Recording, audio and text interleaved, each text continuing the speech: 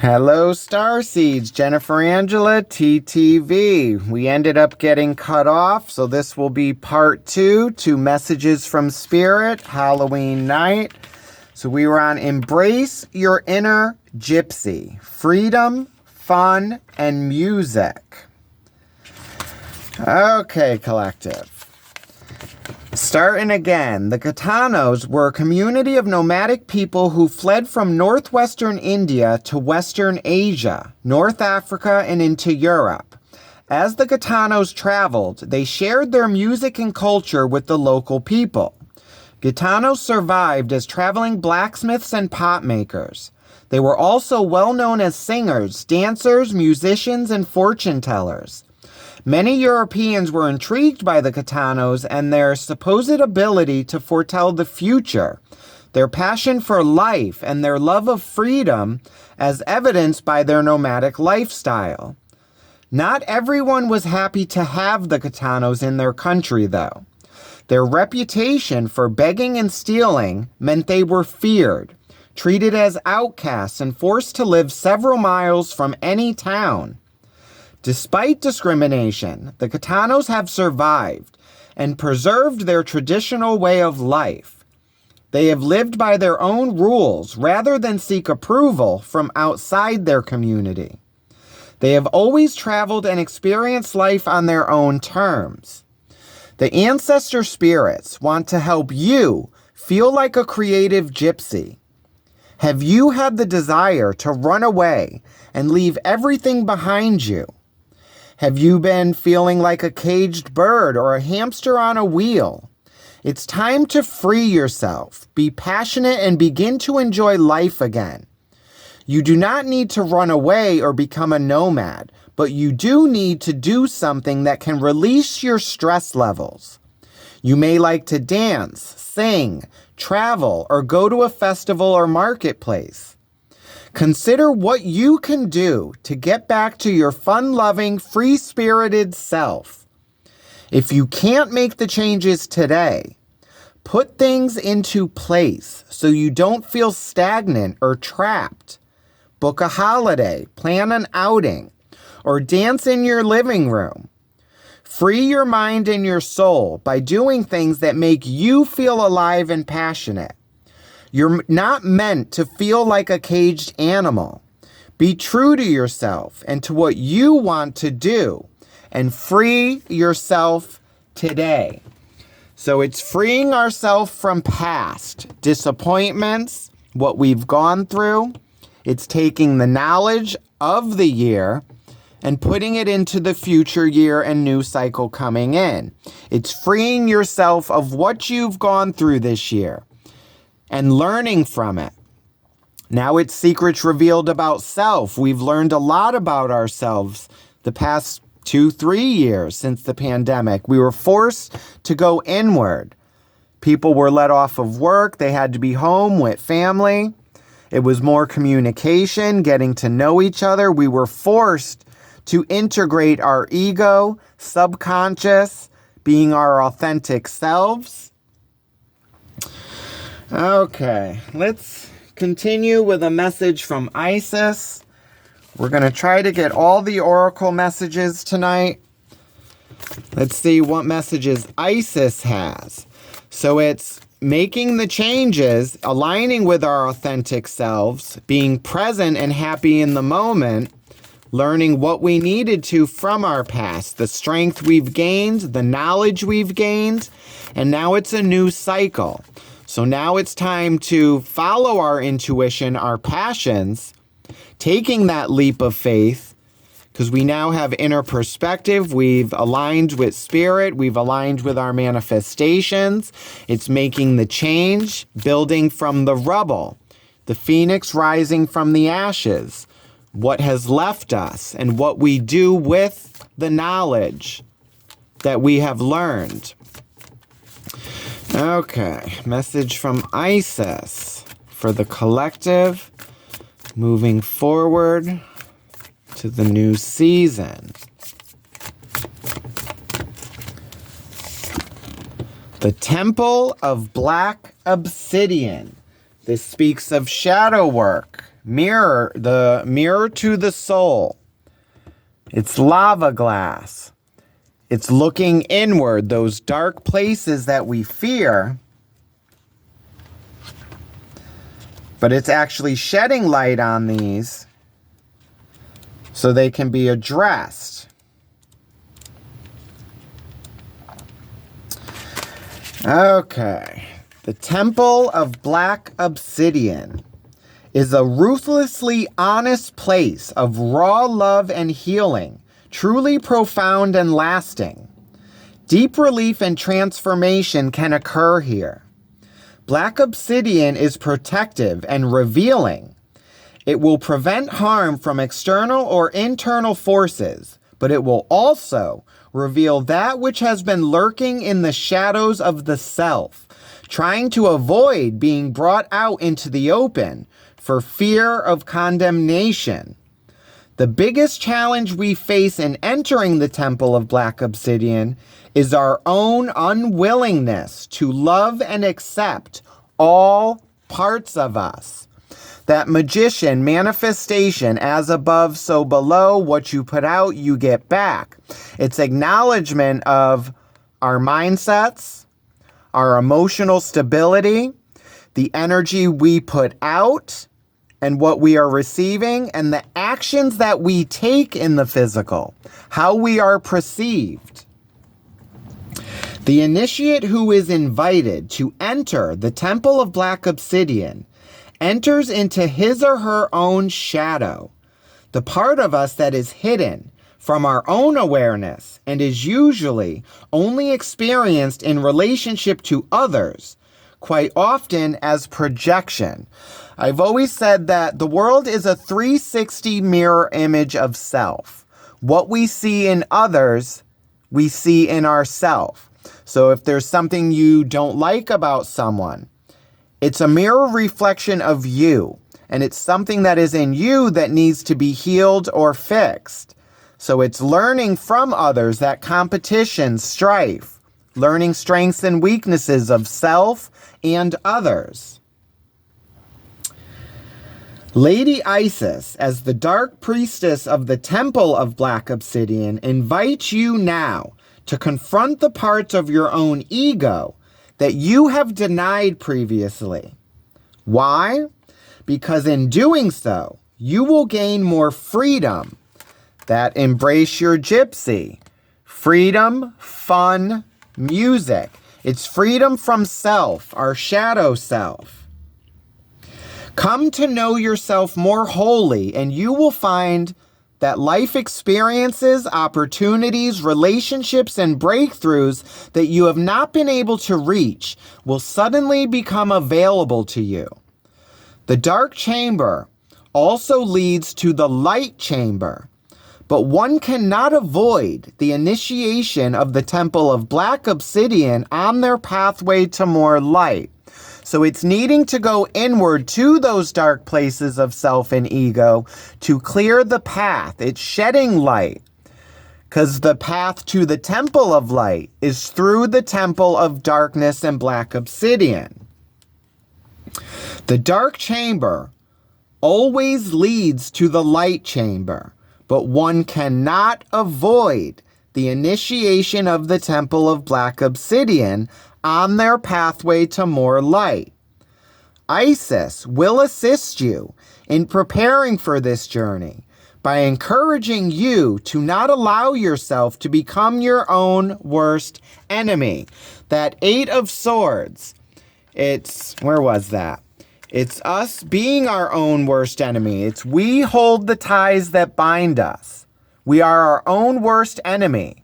It's our thought process, what we think we're capable of, what we were told about self. And it's actually taking off the blindfold and realizing we are in control of our own path and destiny. It's enacting our free will to make these changes. Where was that? Most of the fear that we have before the dark chamber of healing is the fear of our own self-criticism and rejection. Isis declares the readiness for the dark chamber, requires a willingness to exercise non-judgment, compassion, and readiness to accept the self in all expressions. That judgment card, where it was choosing the path, it's moving forward with truth and knowledge of self and the energy we put out. Because then in your manifestations, we had judgment again. And now it's looking at the paths, choosing the path ahead, and that celebration, recognition, so we can move forward with our happiness and on our path. To safely enter the dark chamber and be healed, you must be prepared to give yourself love unconditionally. You must be able to recognize judgments that you hold towards yourself, not as truths, but as old patterning. This is why the successful initiation of the dark chamber is a truly advanced stage of soul development. The heart has become willing to love unconditionally, and the initiate must be able to witness feelings that arise with kindness and acceptance, but not fall into them, overwhelmed, crushed, or deflated by any darkness found within. It is worth the challenge because finding peace from pain, self-criticism, self-doubt, fear, and self-judgment through healing in this temple is a gift beyond measure.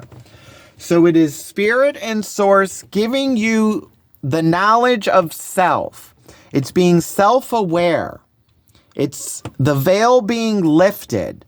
You seeing the man behind the curtain, your own curtain, that wall we put up.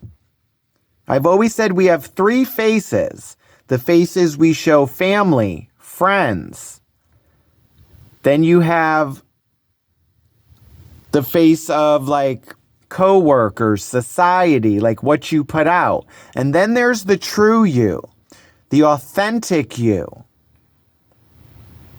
your true self, and aligning with that, being honest with yourself first, and then putting out your authentic self to others and community.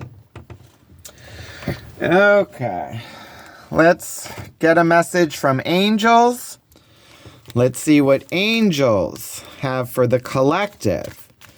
But we've all gone through a process this year. We've learned about ourselves. We've learned how we are perceived by others, why we are perceived that way because of the energy we put out. And now it's making the changes to align with our happiness, our manifestations. It's being our authentic self, our true self, being honest with ourselves, why we are the way we are, what has formed our foundation. It's always our past, our experiences, what we've gone through. And now it's taking the knowledge of what we've gone through and how it influences us. And if it's in a negative way, it's taking the knowledge and trying to flip that into a positive. Light body, independence brings comfort, past restrictions, ancestral healing. Okay. Message from angels. Every human being has a light body, a vessel for our consciousness, as it is instantaneously transfers the knowledge of past, present, DNA coding, and galactic memory. It is a sacred grid interwoven with sacred geometry, encapsulating your physical, emotional, mental, and spiritual being. For those who are beginning the spiritual journey, your light body is just beginning to shine.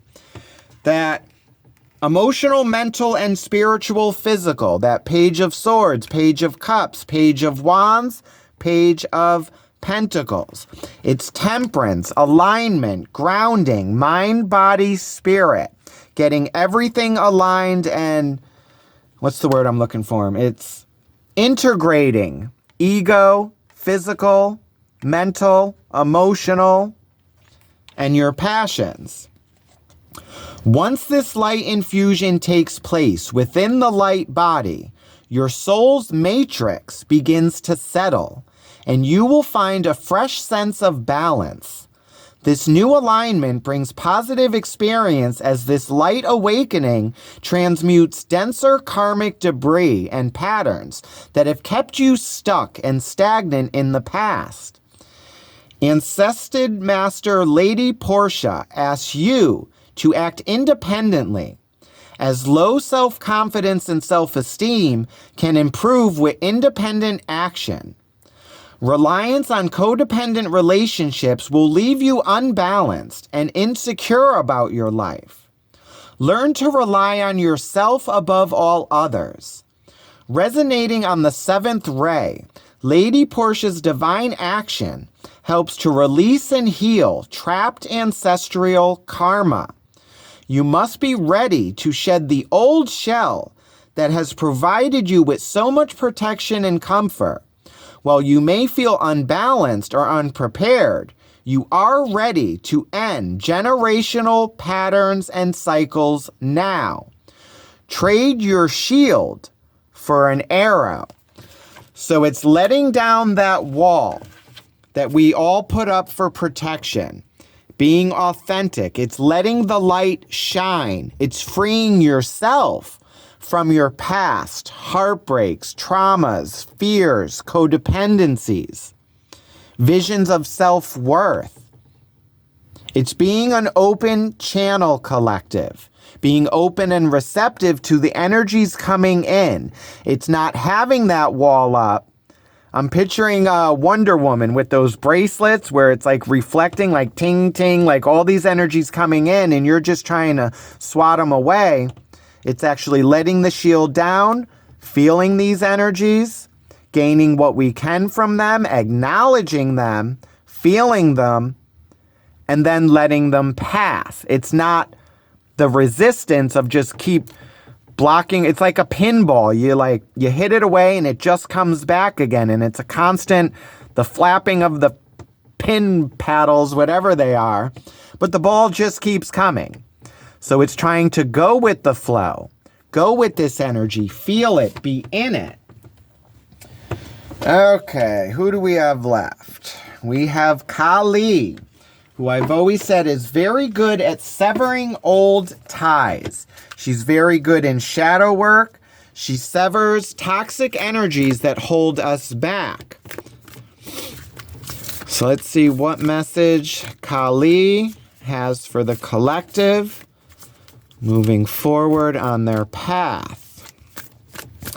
What ties need to be severed? And I'm going to go with its ego. It's our shadow self. It's the facade we put up to show that we are strong or have protection, or if nothing bothers us. It's being true and authentic with ourselves. It's letting the veil down and showing our true authentic self. And then moving forward with a plan to align with what we are trying to put out, that manifestation. Okay, message from Kali. Dakshina.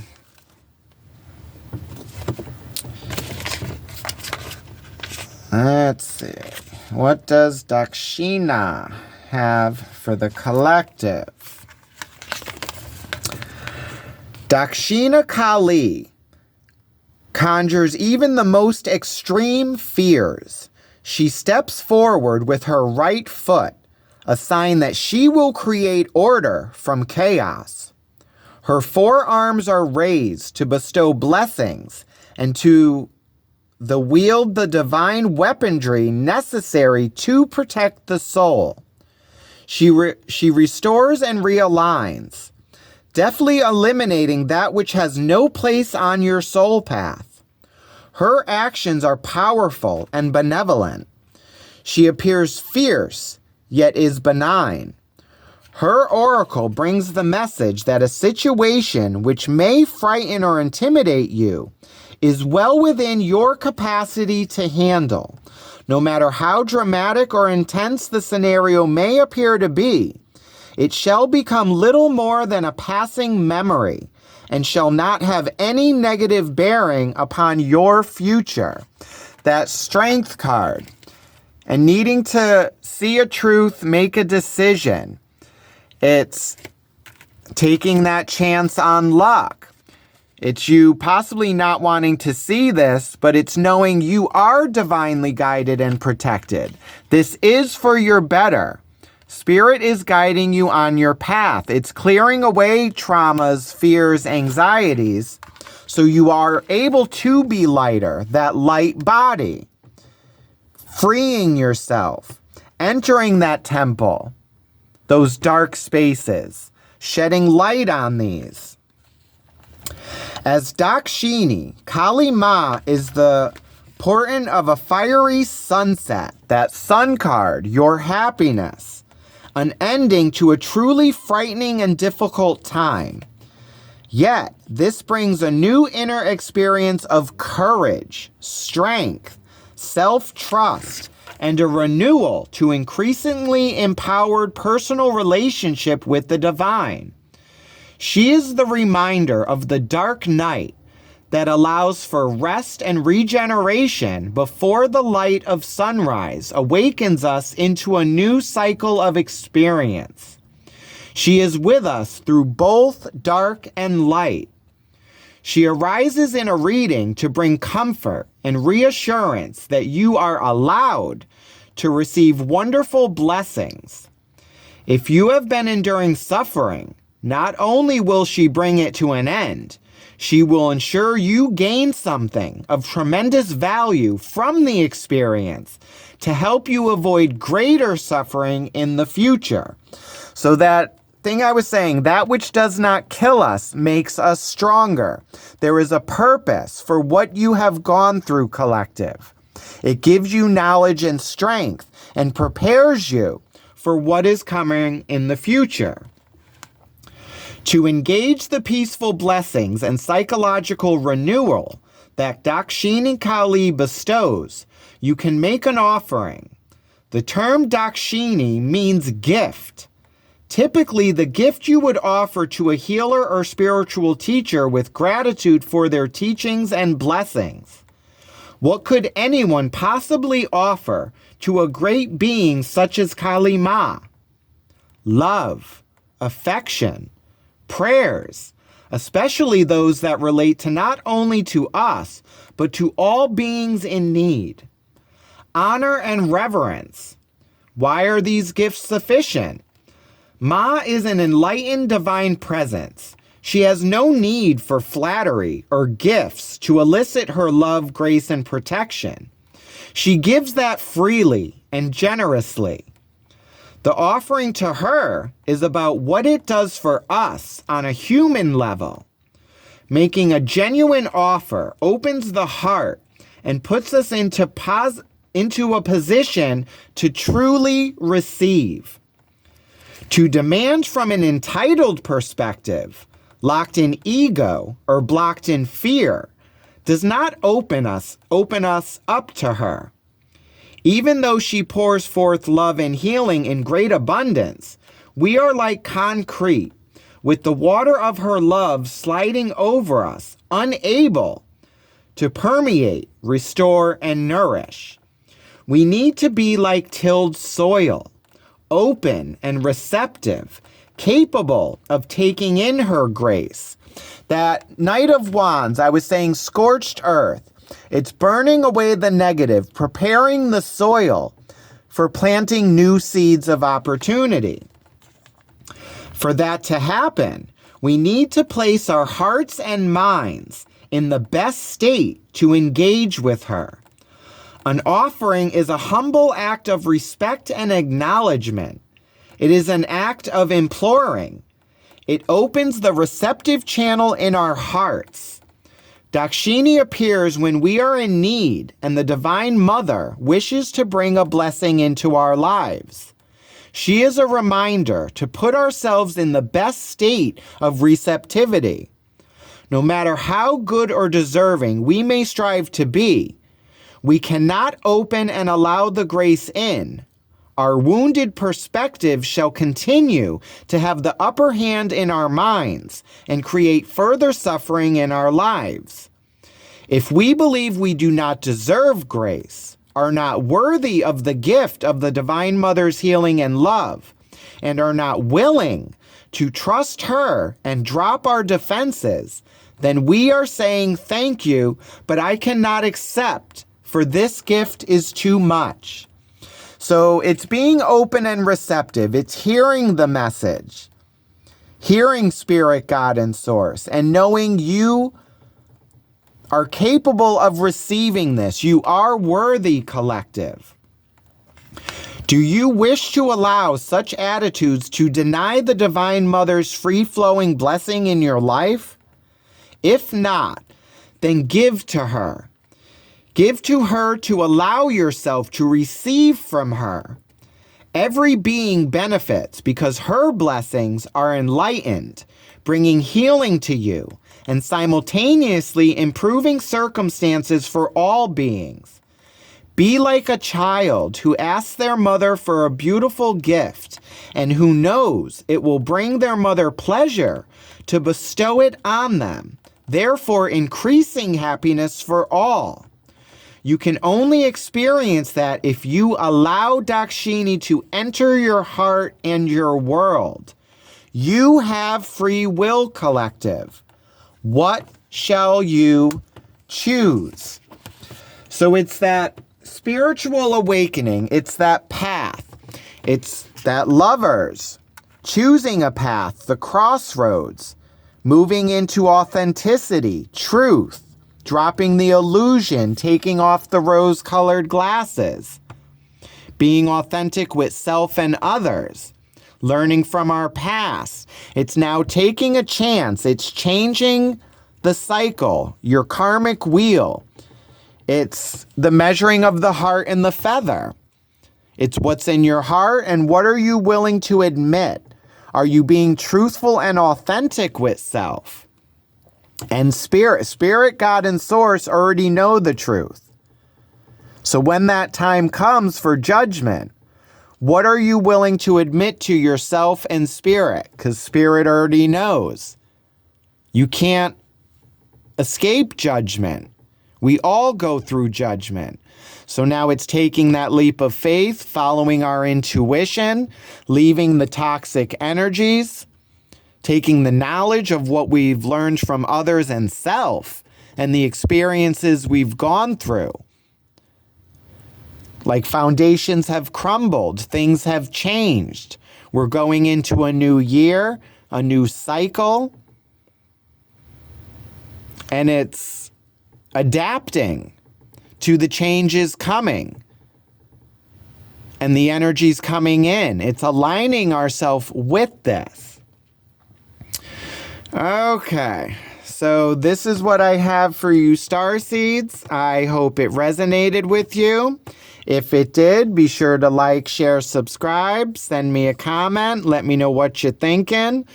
Also, I need to remember to add this spread to my cycle because I currently have the 4 cycles. We have the Wings of Isis for spiritual blockages, the Golden Sun of Horus, which shows us the lessons we have learned, why we have gone through these lessons, and the gifts given after learning these lessons. Then we have the past, present, future energies, and the Celtic Cross, which I call the spiritual checkup, which is the energies we've gone through, our subconscious, what we put out, hopes and fears. So hopefully I will be adding this spread as above, so below to the cycle. New cycles, new beginnings, new spreads, manifestations. So it is now aligning with our manifestations, our authentic self. It's integrating our conscious, subconscious, our ego, our shadow selves, and being authentic and true to ourselves and putting our authentic self out to others.